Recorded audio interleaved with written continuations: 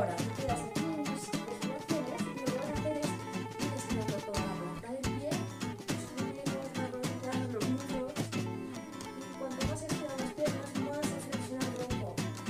Notas que la cabeza cada vez está más cerca de los pies, que las manos cada vez están más cerca de la pared. Que las piernas se estiran muchísimo. Y columna en el pecho, que cada vez puedes respirar mejor. Nota la energía como va desde el dedo del pie hasta la cabeza. Vale, despacito sueltas. Suelta las manos, abre los pies, mueves hacia arriba. Y ya está. Piernas como nuevas. Y tú también, ¿no? Espero que te haya gustado. Si quieres más vídeos como este, te suscribes a mi canal, Natazen, y nos vemos en el siguiente. Gracias.